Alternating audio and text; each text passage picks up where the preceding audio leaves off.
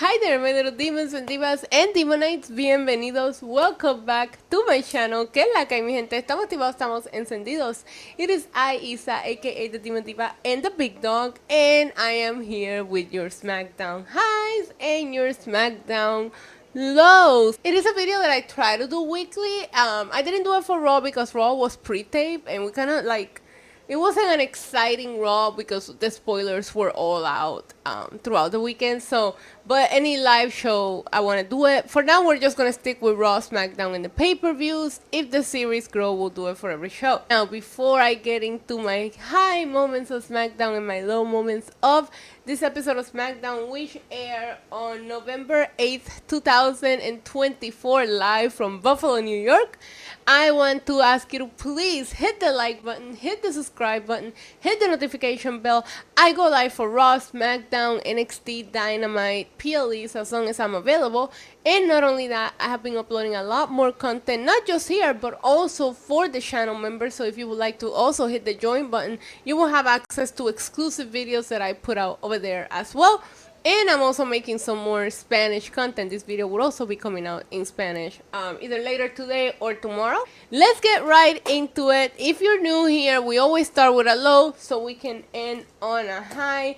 And a low moment that I have for this episode of SmackDown was Bayley versus Candace. I know that they've been trying to tell this story for a little bit, but maybe with the whole Indy Hartwell thing, I don't know, it just felt forced. And I'm not trying to throw shade on Candace, but we just started putting Candace LeRae back on TV. So to see Bayley, who was like in the main event status, won the Royal Rumble, was the women's champion, had her moment at WrestleMania, wrestling Candace, I don't know, it didn't feel like an upgrade for Candace as it should have.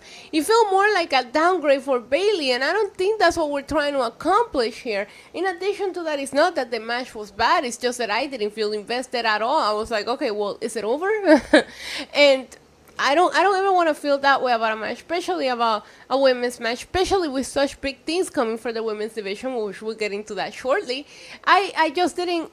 I wasn't feeling the match. I wasn't understanding, even though they've been telling the story. It feels like we should move away from this story. A SmackDown high for me is that we had no Cody Rhodes segment. If Cody is gonna have to take a step back for this Kevin and Randy Orton feud, I thought they did that the right way by just having him come out when he came out and go in the ambulance and just not have to come out and cut a promo, because it is very clear that there's nobody for Cody right now. So why haven't come out there? One of the mistakes that I feel they were making with Cody's reign is to have him come out there and say the same thing every week. If we have to let Kevin and Randy play out, Let's slow down on what Cody Rhodes does so it doesn't hurt. Let's go back to the lows, and I'm gonna stick with the women's division because we saw the commotion happen after some of the matches here today with the women's, and I wrote down, are they trying to force a women's war game? Because I gotta tell you something, I love what they're doing with the bloodline. I feel like it needs to lead to war games. It makes all the sense in the world. And I said in my predictions the other day that I don't even think, leave it at one war games match. But it was a women's tag team match. It was Tiffany Stratton and Nia Jax against Jade and Bianca.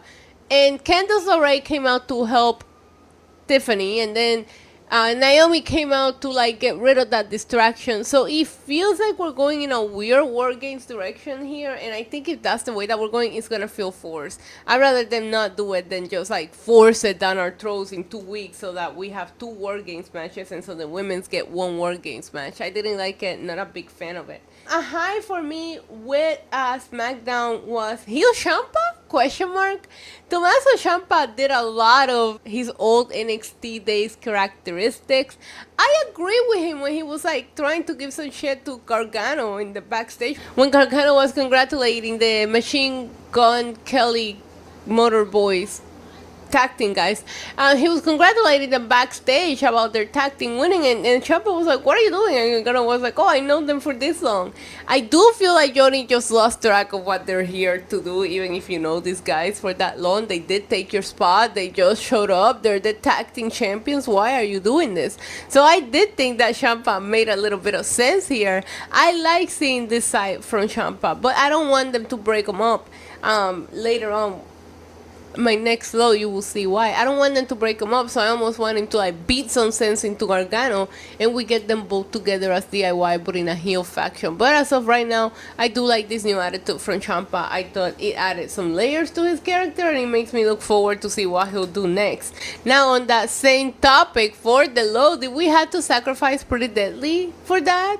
I wrote down justice for Pretty Deadly. My God, Ciampa just mind-handled Pretty Deadly like they're nothing. And I don't like Jobber Pretty Deadly. I'm a big Pretty Deadly fan. They deserve better. Justice for Pretty Deadly. It did make Ciampa look badass. He never even tagged in Gargano in the match. He just did it all by himself, which is crazy to me. Imagine if they go on and like win the tag team champions like that. What is Johnny gonna do? But yeah, justice for Pretty Deadly, man. I didn't like how they treated my boys here, but shout out to Ciampa because I thought that was great. Another high in the show is definitely gonna have to be what they did with Kevin Owens and Randy Orton last night on SmackDown. We got a visual of a very pissed off Randy Orton making his way to the ring, and you were like, oh, he's not here to play. However, Kevin Owens has proven that he's not one to be fucked with either, especially after what he did to him. So Randy just comes out, the song plays, but he doesn't even care. He's walking with a purpose, gets in the ring, calls out Kevin Owens. Kevin Owens is wearing a shirt that says Kevin is right. It just comes out and hits a pile driver, which commentary makes it a point to remind you that this move has been banned in WWE. And the selling from Randy Orton got a little uncomfortable / comical, the noises that he was making. I feel like Randy has been through this because he was doing some things with his hand, like things that will make you worry, like, is he okay, or am I seeing an angle here? And I like that. The moaning noises, he needed to relax with that. But yeah, we see all the production come out. Cody Rhodes comes out. Cody gets in the ambulance with Randy, and we see Randy get stretcher out. They really have been playing in the whole Randy has a really bad back injury that almost like took him out of action, and Kevin Owens is capitalizing on that, and Kevin never looked like he regretted it, and I like this new attitude from Kevin. We'll see what's next, but I am very invested into Kevin Owens and Randy Orton. Now, another low that I had is I just feel like the tag team division is like all over the place right now. The Motor City Machine Gun came in and they won the tag titles, and it just feels like a little bit forced to me because when I see them in the ring, I don't know, maybe they just didn't give people that aren't familiar with them enough time to acclaim themselves to them. I'm one of those people, I'm not very familiar with them, so I see people like the Street Profits, I see what Ciampa's doing, even with Pretty Deadly, and I'm like, come on, like, you know what I mean? Come on, like, there's a part of me that roots for the Street Profits. I think they deserve better. So I feel like we need to do something to not only introduce us and help us understand what a big deal the Motor City Machine Gun guys are, but also get the tag team division back on track. We did see Street Profits said they got next. Ciampa got pissed off about that. I have a feeling Ciampa's gonna cost them, and then we might have a multi-team match. But I feel all over the place with the tag team division here because, like, are they gonna break up Ciampa and Gargano? Like, I have questions, and nothing feels like it's clicking.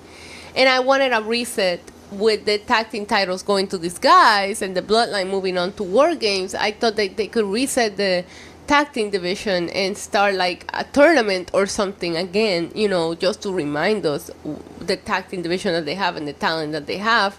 It didn't feel that way last night. I'm very confused about where the tag team division goes from here, so I hope we spend a little more time on it. Now, the next high is almost tied with my top high because both of these moments were just absolutely incredible. And it is a brand new Women's United States Championship was announced last night on SmackDown. I'm not sure they're going to announce an IC championship for the women's on Raw, or they're going to allow this person to go between brands. They didn't really make it clear how we're going to crown the first ever, but everybody's already rooting for their favorites. I've seen people talk about Chelsea Green, Selena Vega, Mia Shim. Like, I'm seeing all of the little armies come out on social media for who they want to see become the first ever United States Championship, and I love that. There's so much buzz happening around this title already. It's a beautiful belt. It's kind of like a carbon copy of the men's United States Championship with the white strap, just a little bit smaller. But I'm just excited. We've been begging for a mid-card championship for the women's division for a very long time, and they're listening. So I'm super excited for this mid-card championship, and I'm super excited to see how we're gonna go on to crown the first ever and win. And my number one low for SmackDown is gonna be no LA Knight, no Andrade, no Melo, none of that. I just put out a video on my channel members only talking about the mid-card division, and we didn't see much from Braun Breaker either since he won the IC championship. Now LA Knight also has nothing going for him. So you have nothing going for your two main champs on SmackDown. That is crazy. And in addition to that, now that we moved on, are we gonna get the game 7 between Melo and Andrade? We'll never know because we didn't see anything from them last night, which is crazy because they were so heavily featured on the shows before, and now they're just nowhere to be found. But it was a good show. Like, it paced very well. It had a lot of good moments, but I did miss them. I did miss seeing what's gonna happen with them. And of course, my number one high, the best moment for me on last night's episode of SmackDown is the OG Bloodline reunited with a story that carried throughout the show. That is the best part about it. The story carried throughout the show. They started from the beginning. Roman got cocky again. He wasn't gonna apologize. They left him alone. They came out to make the save at the end, and that's how we reunited them. We could have had them get back together in the beginning and be like, okay, war games, and that's it. But they managed to put a story that keeps you watching the show. That's good storytelling. And at the end, no matter how you feel, I'm a big Roman Reigns fan, right? So I'm gonna support Roman. So I'm over here like, don't trust them, Roman. But when all four of them stood there with their fingers up in the air, anybody that was like a fan of them a couple of years ago, you know you were in your feels. It was such a beautiful way to end the show, and everybody's going crazy for it. I'm excited to see what they do next, which should be War Games. I just don't know if it's gonna be a 4-on-4 or if everybody gonna add a member. I think it should be a 4-on-4. I'm invested into the people that are in the story now. I don't think they should be adding anybody, but that's just my opinion. What's yours? Do you think they should add a fifth member, or do you think War Games should be 4-on-4? Do you think there should be a women's War Game? And do you think it feels a little forced? Let me know in the comments down below your high and your low moments for SmackDown. Thank you so much for watching. Don't forget to like, share, and subscribe. Until next time, adios. Mwah.